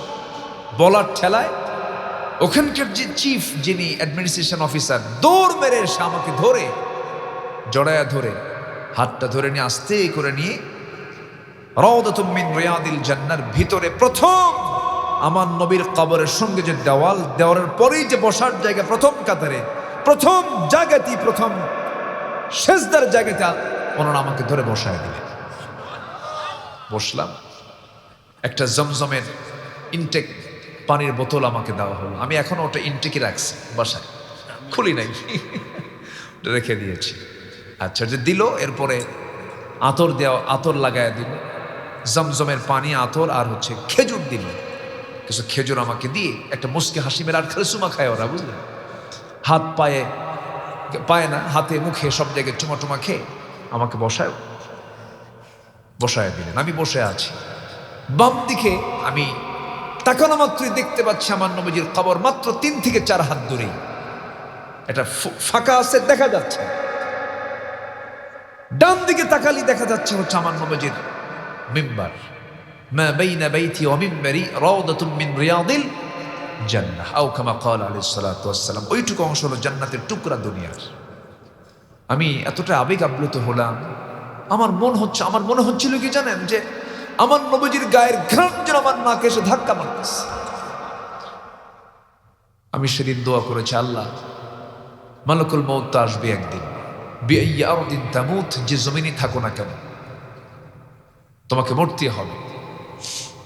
আল্লাহ, যেদিন আমার মালাকুল মউত আসার তারিখ হবে তার একদিন আগে তুমি আল্লাহ আমাকে মদিনায় পৌঁছায় দিবা। আমি দোয়াটা করেছি। সম্মানিত ভাইয়েরা, পৃথিবীতে দুটো ভালোবাসার কোনো স্বার্থ নাই।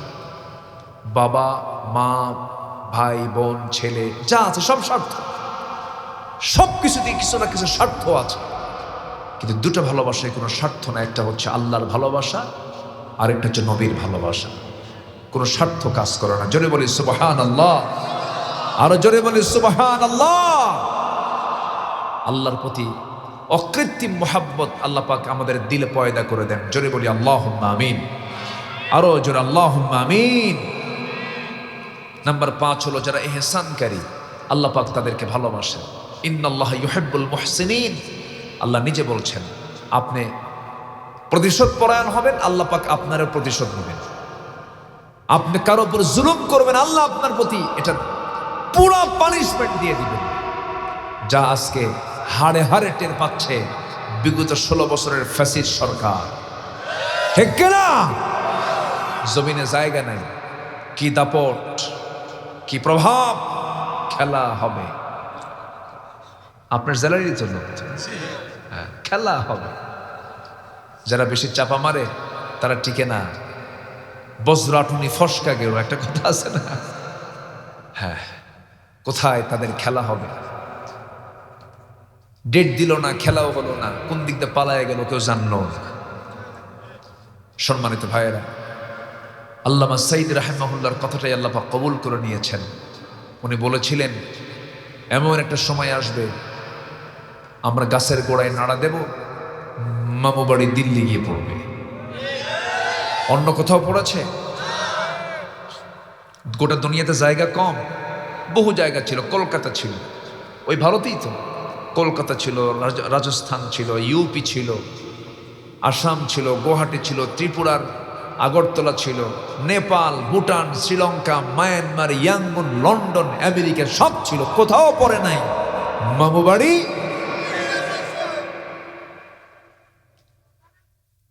একটা বিষয় ক্লিয়ার, কান খাড়া করে শোনেন, জুলুম দিয়ে কেউ টিকতে পারবে না, ঠিক কিনা? এবং বাংলাদেশে আর নতুন করে কোনো ফ্যাসিস্ট তৈরি হওয়ার সুযোগ কেউ পাবে না। কারণ প্রজন্ম জেগে উঠেছে। প্রজন্মরা তাদের পালস বুঝতে পেরেছে। প্রজন্ম, সব ইয়াং জেনারেশন, তারা বুঝতে পেরেছে যে কোথায় নাড়া দিতে হবে, কোথায় কি করতে হবে। অতএব পূর্বের সলচাতুরের রাজনীতি প্রত্যাহার করুন, ওগুলো বাদ দিয়ে স্বচ্ছতা সমাজ সেবকের মানসিকতা নিয়ে সামনে আসুন, নচেত জনগণ আপনাকে ধিক্কার দিয়ে আবার ওই লাইনে পাঠায় দেবে। ঠিক কিনা? আল্লাহ তুমি যুব সমাজকে সচেতন থাকার তৌফিক দিয়ে দাও, চরিত্রকে সুন্দর রাখার তৌফিক দিয়ে দাও। নাম্বার 6, ন্যায় পরায়ণ যারা হবে আল্লাহ পাক তাদেরকে ভালোবাসেন। নাম্বার 7, যারা মুত্তাকি তাদেরকে ভালোবাসেন। নাম্বার 8 হচ্ছে যারা সবরকারী, ইন্নাল্লাহা ইউহিব্বুস সাবিরিন। তারপরে ইন্নাল্লাহা ইউহিব্বুল মুত্তাকিন। আরেকটা হচ্ছে ইন্নাল্লাহা ইউহিব্বুল মুকসিতিন। আল্লাহ তাআলা এই 8 শ্রেণীকে ভালোবাসেন। আল্লাহ পাক এই 8 শ্রেণীর কাতারে আমাদেরকে শামিল করুন। জোরে বলি আল্লাহুম্মা আমিন। আমার মাসুদ ভাইয়ের জন্য সবাই দোয়া করবেন। দুদিন আগে ওনার ছোট্ট একটা দুর্ঘটনা, বাইক থেকে পড়ে গেছেন না, বাইক থেকে পড়ে গিয়ে ওই পায়ের গিরার কাছে না, গিরার ওখানে, গিরার একটু নিচে একটু হালকা একটু ফেটে গেছে, একদম ভাঙ্গে নাই, একটু ফেটে গেছে। দোয়া করেন আল্লাহ যেন তাকে সেহাতে কুল্লিয়া দান করেন। জোরে বলি আল্লাহুম্মা আমিন। এ তো মোটরসাইকেল থেকে পড়ে গেছে, এমনিতে হাঁটতে হাঁটতে অনেকের ফাটে, হয় না এরকম? ছোট্ট একটা ওই খোয়ার সাথে একটু লাগছে, পাটা মস্কে গেছে, মস্কে গিয়ে পরে দেখা যায় যেটা ভেঙে গেছে। এরকম হয়। আমরা দুর্বল, আমরা কি দুর্বল না? আমরা দুর্বল। আল্লাহ যেন আমাদের সবাইকে নিরাপদে রাখেন, সুস্থ রাখেন। জোরে বলি আল্লাহুম্মা আমিন। এই তীব্র শীতার কথা না, যতটুকুন কথা হয়েছে বলি আলহামদুলিল্লাহ। সবাইকে ফজর পড়বেন, ফজর পড়বেন কার? একটা হাত তুলে দেখেন দেখি। জোরে বলি ইয়া আল্লাহ, আমাদেরকে ফজর, জোহর, আসর, মাগরিব, ঈশা 5 ওয়াক্ত সালাত আদায় করা তৌফিক তুমি আল্লাহ দিয়া দাও। জোরে বলি আমিন, আরো জোরে আমিন। কোনো কথা আছে কি? না, কোনো কালেকশন নেই। ইয়ে কই কিছু আছে নাকি? কোনো কথা তো নেই কেন? জি, আমরা আল্লাহর কাছে চাবো, আল্লাহর কাছে মাফ চাই, আল্লাহ যেন আমাদেরকে ক্ষমা করেন।